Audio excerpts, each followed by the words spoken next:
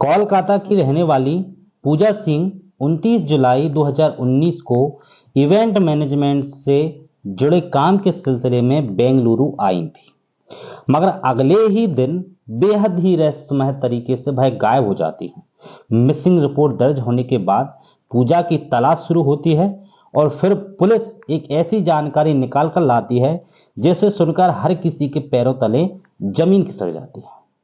जांच में सामने आता है कि पूजा ने एक नादानी की थी। पूजा के गायब होने के पीछे की वजह पूजा की वही नादानी थी जो गलती पूजा से हुई थी। वह गलती शायद हम आप आए दिन करते रहते हैं। तो आखिर क्या थी पूजा की गलती और पूजा के साथ क्या कुछ हुआ था, चलिए जानते हैं सब कुछ इस वीडियो में सिलसिलेवार तरीके से। यकीन मानिए, पूरी कहानी जानकर आप शकर जाएंगे। पूजा की इस कहानी में हम सबके लिए एक लाइफ चेंजिंग सीख भी है, तो वीडियो में आखिर तक जरूर बने रहिए। कहानी में आगे बढ़ने से पहले स्टोरीज बाय दीपक चैनल को सब्सक्राइब कर बेल आइकन जरूर दबा लीजिए। तो चलिए चलते हैं दोस्तों, शुरू करते हैं। जैसा कि हमने बताया, ये कहानी पूजा सिंह दे नाम की एक महिला की है।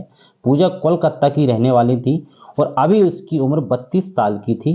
कुछ साल पहले तक पूजा बतौर मॉडल काम किया करती थी। बाद में इन्होंने इवेंट मैनेजर के रूप में काम करना शुरू कर दिया था। अब पूजा की शादी 7 साल पहले हो चुकी थी और पूजा पति के साथ कोलकाता में ही रहा करती थी। 29 जुलाई 2019 को पूजा को काम के सिलसिले में बेंगलुरु जाना पड़ता है। प्रोग्राम बेंगलुरु के परंपरा अग्रहा नाम की जगह होटल में होना था। टेस्ट शेड्यूल के मुताबिक 29 तारीख को पूजा कोलकाता से फ्लाइट लेकर बेंगलुरु के कैंपर घोड़ा इंटरनेशनल एयरपोर्ट तक आ जाती है। अब यहां से एक ओला कैब बुक करके होटल तक आई हैं। अब पूजा एयरपोर्ट से होटल जा रही थी, तभी ओला ड्राइवर से पूजा की थोड़ी बहुत बातचीत भी होती है। अब इसी दौरान ड्राइवर का बिहेवियर पूजा को अच्छा लगता है और दोनों बात करते होटल तक पहुंच जाते हैं। पूजा कार से उतर जाती हैं, मगर होटल के अंदर जाने से पहले वो ड्राइवर से कहती हैं कि अगर पॉसिबल हो तो तुम मुझे 31 जुलाई 2019 को सुबह 4 बजे इसी होटल से पिक कर लेना, क्योंकि सुबह में ही मेरी बेंगलुरु से कोलकाता के लिए फ्लाइट है। अब ड्राइवर जो है 1200 रुपये में अपनी बात मान जाता है। ड्राइवर हाँ भी भर देता है और वहां से चला जाता है। अब तारीख आ जाती है 31 जुलाई 2019 सुबह के 4:45 पर। पूजा अपने हस्बैंड को टेक्स्ट मैसेज के जरिए गुड नाइट कहती है और उसे बताती है कि मैं समय पर कोलकाता पहुंच जाऊंगी। पूजा की बताए शेड्यूल के मुताबिक अब पूजा का पति कोलकाता में पूजा का इंतजार करता रहता है, मगर पूजा नहीं आई। यहां तक कि शाम हो जाती है, मगर पूजा का कहानी भी आता पता नहीं चल पाता है। अब पूजा का पति करीबी दोस्तों रिश्तेदारों तक को फोन करता है, मगर कहानी में पूजा के बारे में कोई जानकारी निकलकर सामने नहीं आई।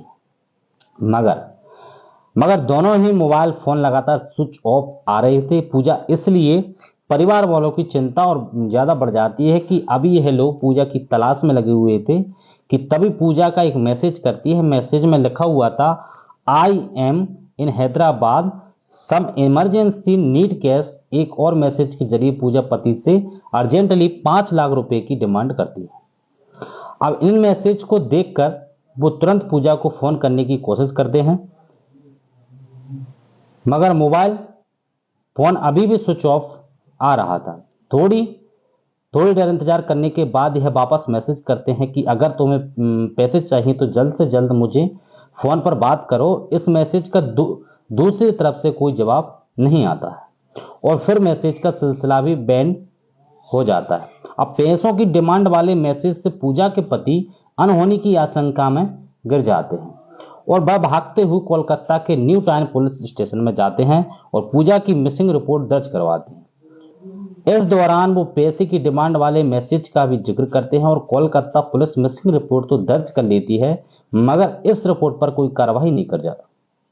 यहां तक कि दिन बीत जाते हैं, मगर पुलिस की ओर से एक भी अपडेट परिवार वालों को नहीं दी जाती। इधर कोलकाता में पूजा के परिवार में अलग तरह की हलचल मची हुई थी, तो दूसरी तरफ बेंगलुरु पुलिस एक अलग ही केस को सुलझाने में अपना पसीना बहा रही थी। अब वहां मामला यह था कि 31 जुलाई 2019 को कुछ स्थानीय लोग पुलिस वालों को एक कैंप बगोड़ा इंटरनेशनल एयरपोर्ट के कंपाउंड में पड़ी एक लाश के बारे में बताते हैं और जानकारी मिलते ही पुलिस की एक टीम मौके पर पहुंच जाती है और लाश की जांच पड़ताल शुरू कर देती है। कंपाउंड में मिली जब किसी महिला का शव था। हालांकि उसका चेहरा पहचानना नामुमकिन था क्योंकि चेहरे को इतने बुरी तरीके से कुचल दिया गया था, पूरा का पूरा होलिया ही बदल चुका था और वह के पास एक भी ऐसा डॉक्यूमेंट नहीं था जिससे उसकी पहचान हो सके। लाश मिलने के बाद पुलिस इसकी पहचान करने की डिटेल सभी थानों में भिजवा देती है और अलग अलग थानों में दर्ज मिसिंग रिपोर्ट भी मंगवाई जाती है ताकि उन रिपोर्ट में दी गई डिटेल्स के आधार पर शायद इस सब की पहचान हो सके। मगर कहानी से भी उस सब की पहचान नहीं हो पाती है। काफी इंतजार के बाद भी जब उस सब की पहचान नहीं हो पाती है तो पोस्टमार्टम के बाद कानूनी प्रक्रियाओं का पालन करते हुए पूरे सम्मान के साथ पुलिस की निगरानी में सबका अंतिम संस्कार कर दिया जाता है और उसे सबके पास मिले समाज इकट्ठा कर लिए जाते हैं। इसके अलावा अंतिम संस्कार से पहले सबके शरीर पर मौजूद टैटू की भी तस्वीर ले ली जाती है। अब बेंगलुरु पुलिस ने अब सबका अंतिम संस्कार जरूर कर दिया था, मगर अब भी पुलिस वालों की पूरी कोशिश थी कि कैसे भी उस महिला के परिवार वालों तक पहुंच जाए। इसी कोशिश में एक जांच टीम बनाई जाती है और महिला के परिवार वालों का पता लगाने का सिलसिला शुरू होता है। सबसे पहले पुलिस उससे महिला के शरीर पर मौजूद टैटू की मदद से उसकी पहचान की कोशिश करती है, मगर काफी कोशिशों के बावजूद पुलिस वालों को कामयाबी हाथ नहीं लगती। इसके बाद पुलिस कपड़ों के जरिए महिला की पहचान करवाने की कोशिश करती है। दरअसल पुलिस महिला के शरीर से बरामद कपड़ों के ब्रांड का पता लगाती है और फिर उसी ब्रांड आउटलेट पर जाकर देश भर में पिछले 2 साल में उस साइज के कपड़ों की खरीदारी करने वाले सभी कस्टमर की डिटेल निकलवाती है। यह काम आसान नहीं था, इसके बावजूद पुलिस कई दिनों तक इसी काम में लगी रहती है। अब इसी जांच के दौरान पुलिस को जानकारी मिलती है कि कुछ इस तरह के कपड़ों की खरीदारी कोलकाता में की गई है। इस आधार पर पुलिस वाले अब पता लगाते हुए कोलकाता तक आते हैं। अब यहां आकर पिछले कुछ महीना में कोलकाता में दर्ज की गई सभी थानों से मिसिंग रिपोर्ट मंगवाते हैं। सभी मिसिंग रिपोर्ट की स्टडी करने के बाद न्यू टाउन पुलिस स्टेशन में दर्ज एक मिसिंग रिपोर्ट से बेंगलुरु में मिली लाश को होलिया काफी हद तक मिलता जुलता पाया जाता है। अब जैसे कि फाइल अच्छे से चेक करने के बाद पुलिस अनुमान लगा लेती है कि बेंगलुरु में पिछले दोनों पुलिस को जो लाश मिली थी वो लाश किसी और की नहीं बल्कि पूजा सिंह दे की ही हो सकती है, जिसकी missing report new town police station में दर्ज की गई है। इसी के बाद बेंगलुरु पुलिस इस बात का कंफर्म करने के लिए 16 अगस्त को पूजा सिंह के भाई को फोन करती है। फोन मिलाते ही बिना किसी को बताए पूजा का भाई तत्काल ही फ्लाइट लेकर बेंगलुरु चला जाता है। अब वहां पुलिस उसे सबके पास से बरामद सभी दूसरी चीज तथा तस्वीर दिखाई देती है। भले ही चेहरा नहीं दिखे रहा, मगर सभी दूसरी चीज देखकर पूजा का भाई ये कंफर्म कर देता है कि वो मृत महिला कोई और नहीं बल्कि उसकी बहन पूजा ही थी। अब इसके बाद पूजा का भाई तुरंत अपनी जीजा तथा अपने पिता माता को फोन करता है और इसी बात की जानकारी देता है कि वो लोग भी जानकारी मिलते ही अगले दिन फ्लाइट लेकर बेंगलुरु चले आते हैं। यह लोग भी पूजा की आइडेंटिटी को कंफर्म करते हैं। जांच के दौरान कोलकाता पुलिस की एक बड़ी लापरवाही सामने आई है। पूजा के गायब होने के तुरंत बाद पूजा के पति ने कोलकाता में मिसिंग रिपोर्ट दर्ज करवाई थी और उसमें पूजा के बेंगलुरु जाने की जो भी जिक्र किया था ढंग से है होना चाहिए था कि कोलकाता पुलिस तुरंत बेंगलुरु पुलिस को इस मिसिंग रिपोर्ट के बारे में जानकारी दे, मगर कोलकाता पुलिस कैसे दर्ज करने के बाद फाइल को यूं ही धूल खाने के लिए छोड़ देती है। अब वह तो बेंगलुरु पुलिस की मेहनत थी जो पूजा का परिवार मिल पाया। पुलिस ने इस बात को तो पता लगा लिया था कि करने वाली महिला कौन है। अब पुलिस के सामने सबसे बड़ी चुनौती इस बात का पता लगाना था कि आखिर इस महिला की ऐसी हालत किसने की है। पूजा की ईमेल का एक्सेस पूजा के पति के पास भी था। उन्हें मेल से पता चल रहा है कि पूजा ने बेंगलुरु में लैंडिंग के बाद होटल तक जाने के लिए ओला कैब बुक की थी। पुलिस अब इस ओला कैब को ट्रेस करने की कोशिश करती है तो पता चलता है कि पूजा द्वारा की गई बुकिंग ही उससे ओला कैब की आखिरी बुकिंग थी, यानी पिछले 17-18 दिनों में उससे कैब की दोबारा बुकिंग नहीं हुई थी। अब पुलिस डिटेल्स निकलवाती है तो पता चला है कि उस कार के ड्राइवर का नाम नागेश था, जिसकी उम्र 22 साल है। अब पुलिस मोबाइल नंबर के जारी नागेश को ट्रेस करने की कोशिश करती है।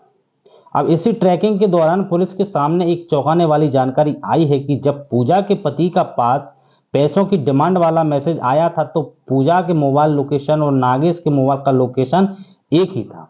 इस जानकारी के सामने आते ही पुलिस वाले ओला ड्राइवर नागेश के पीछे पड़ती है और बहुत जल्द नागेश को पुलिस अपनी पकड़ में भी कर लेती है। पहले तो नागेश पुलिस के हर अपराध को जानकारी देता है, मगर जब पुलिस वाले सख्ती से पूछताछ करते हैं तो नागेश एक के बाद एक राज उगलता शुरू करता है। नागेश का खुलासा बेहद ही हिला देने वाला था। नागेश के खुलासे के मुताबिक पूजा ने ओला कैब के जारी नागेश की कार को बेंगलुरु क्रिसेंट रोड से सहारा पवेलियन होटल तक छोड़ने के लिए बुक किया था। इसी सफर के दौरान पूजा ड्राइवर से बातचीत करती है। नागेश का व्यवहार पसंद आने पर उससे कहती है कि अगली सुबह यानी 31 जुलाई को मुझे सुबह फ्लाइट पकड़नी है, वो एयरपोर्ट के लिए जाना है। अगर तुम चाहो तो सुबह मुझे पिक कर ले सकते हो, क्योंकि इतनी सुबह शायद कोई दूसरी कार समय पर मुझे ना मिले। नागेश चाहता है तथा बात 1200 रुपये में हो जाती है। यह डील होते ही नागेश के दिमाग में शैतानी ख्याल आने शुरू हो जाते हैं और वह पूजा को लूटने के प्लान बनाने लगता है। दरअसल नागेश को लगता है कि पूजा अमीर बहुत है और उसके पास ढेर सारा पैसा और ज्वेलरी हो सकता है। बस इसी लालच में पहले तो नागेश एक दुकान से चाकू खरीदता है और उसने अपनी कार की सीट के नीचे छुपा देता है। इसके अलावा कार का जैक रॉड भी अपनी सीट के पास ही रख लेता है। इसके बाद डील के मुताबिक ही नागेश अपनी कार लेकर सुबह के 3:45 बजे पूजा को लेने के लिए होटल तक चला जाता है। अब पूजा भी तैयार ही थी। जल्दी से वो कार में बैठी और वह कर एयरपोर्ट की तरफ बढ़ा जाती है, क्योंकि पूजा बहुत ज्यादा थकी हुई थी और उसने सही ढंग से नींद पूरी नहीं की थी, इसलिए कार के अंदर आते ही पूजा की आंख लग जाती है। अब जैसे ही नागेश को लगता है कि पूजा सो गई है, वह एयरपोर्ट का रास्ता छोड़कर एक दूसरे रास्ते की तरफ अपनी कार मोड़ देता है। क्योंकि पूजा नींद में थी इसलिए उसे इस बात का पता नहीं चला है। इसके बाद बड़े आराम से नागेश कर कुछ चलते हुए एक सुनसान इलाके में ले जाता है। सुनसान इलाके में पहुंचाने के बाद वो पूजा को जगाता है और उससे जल्द सभी सामान देने को कहता है। पूजा विरोध करती है और मदद के लिए चिल्लाने की कोशिश करती है, मगर पूजा चिल्ला पाती उससे पहले ही नागेश अपने पास मौजूद लोहे की रॉड सीट के नीचे से निकालता है और पूजा का सर पर जोर से मारता है। अब रॉड की जो चोट की वजह से पूजा वहीं पर गिरकर बेहोश हो जाती है और पूजा के बेहोश होते ही नागेश पूजा को फिर से कार में अंदर बंद कर डालता है और वो उसी वहां से लेकर अपना हाली नाम की जगह पर चला जाता है। यहां आकर वह एयरपोर्ट के कंपाउंड में अपनी कार खड़ी और दरवाजा खोलकर कार से निकलकर लड़खड़ाते हुए अब जब वो पहुंचती हैं तो देखता है वो नागेश की अब शायद फिर से कुछ मांगने की कोशिश करता हूं, लेकिन यह देखकर नागेश भी उसके पीछे दौड़ता है और अपने पास छुपा कर रखा गया चाकू निकालता है और पूजा पर ताबड़तोड़ चाकू से वार करना शुरू कर देता है। चाकू के लगातार वार की वजह से पूजा बुरी तरीके से लहूलुहान हो जाती है। वो मदद के लिए चिल्लाने की भी कोशिश करती है, मगर इतनी सुबह कोई भी उसकी चीखें सुनने वाला नहीं होता है। अब पोस्टमार्टम रिपोर्ट के मुताबिक पूजा को कम से कम 22 बार चाकू से मारा गया था। इतने हम लोग के बावजूद पूजा अभी भी सांस ले रही थी। यह देखकर नागेश को और ज्यादा गुस्सा आता है और वह पास में रखा एक बड़ा सा पत्थर का टुकड़ा उठाता है और पूजा की छाती पर दे मारता है। पत्थर के बार की वजह से आखिरकार पूजा की सांस टूट जाती है और नागेश ने पूजा की जान ले ली थी, मगर उसे अब डर सताने लगता है कि पूजा की पहचान हो जाएगी और वो जल्द पकड़ा जाएगा। इसलिए अब वही पत्थर उठाकर बार बार पूजा के चेहरे पर मारना शुरू कर देता है। अब वो तब तक पत्थर मारता है जब तक कि पूजा चेहरा पूरा चेहरा बिगड़ नहीं जाता है। पूजा का करने के बाद वो लाश को पास के ही झाड़ी में फेंक देता है। इसके बाद वो पूजा का सभी सामान अपने कब्जे में ले लेता है। नागेश को उम्मीद थी कि पूजा के पास से उसे लाखों रुपए मिलेंगे, मगर पूजा के पर्स में सिर्फ 500 का एक नोट था तथा 2 क्रेडिट कार्ड थे। इसके अलावा पूजा के पास 2 मोबाइल फोन भी थे, जिसमें एक मोबाइल फोन एप्पल का था जबकि दूसरा वीवो कंपनी का था। और नागेश वह 500 रुपये तथा दोनों मोबाइल लेकर वहां से चला जाता है। अब पास के मोबाइल शॉप पर जाकर वह किसी तरह वीवो मोबाइल को IMEI नंबर बदलवा लेता है और ताकि उसकी चोरी पकड़ी न जाए, जबकि आईफोन को किसी को सस्ते दाम में बेच देता है। इसके अलावा वह पूजा के मोबाइल वॉलेट से कुछ 1000 रुपए अपने वॉलेट में ट्रांसफर कर लेता है। इसी के बाद वह पूजा के वीवो मोबाइल से ही टूटी फूटी अंग्रेजी में पूजा के पति से 5 लाख रुपए की डिमांड करता है, मगर टूटी फूटी अंग्रेजी देखकर पूजा के पति को अंदाजा हो जाता है कि यह तो पूजा ने नहीं लिखा है। इसी के बाद वो पुलिस तक मिसिंग रिपोर्ट दर्ज करवाने के लिए जाते हैं। पुलिस के मुताबिक इन सब कुछ चलता था अगर पूजा ने थोड़ी सी नादानी नहीं की होती। दरअसल पूजा ने दोबारा ड्राइवर से जब सुबह पिकअप करने की बात कही थी तो यह डील ओला के माध्यम से नहीं बल्कि डायरेक्ट बटन के जरिए हुई थी। अब मुताबिक अगर पूजा ये राइड ऑनलाइन ऐसा करती तो ऐसा कुछ नहीं कर पाता, क्योंकि ऐसी स्थिति में ड्राइवर पकड़े जाने का खतरा रहता है और तथा उसे मदद भी बहुत जल्दी पहुंच सकती है, मगर चंद पैसे बचाने के लिए या फिर सुबह जल्दी कर न मिलने की फिक्र में पूजा ने ड्राइवर से ऑफ डी प्लेटफॉर्म डील कर ली। इस डील की कीमत पूजा को अपनी जान देकर चुकानी पड़ी। अक्सर बुकिंग आप तथा पुलिस की ओर से भी कहा जाता है कि कभी भी ऑफ डी प्लेटफॉर्म डील ना करें। ऐसा करके आप चंद पैसे तो बचा लेंगे, मगर किस्मत खराब हुई तो आपकी सुरक्षा को भी खतरा हो सकता है और आपके साथ भी कुछ बड़ा हो सकता है। तो हमेशा सावधान रहें। फिलहाल नागेश की बात करें तो इस पूरे कुल्सी के बाद उसे गिरफ्तार करके जेल भेज दिया जाता है। फिलहाल उस पर जो पूजा की हत्या, सबूत मिटाने तथा लूटपाट करने जैसी गंभीर धाराओं के तहत मामला चल रहा है। 2021 में पुलिस ने अपनी कर शीट भी फाइल कर फिलहाल सलाखों के पीछे बैन नागेश सजा का इंतजार कर रहा है। दोस्तों, आपके अनुसार ऑनलाइन कैब बुकिंग सर्विस का उसे करते समय कौन कौन सी सावधानियां बरतनी चाहिए, कमेंट बॉक्स में जरूर बताएं।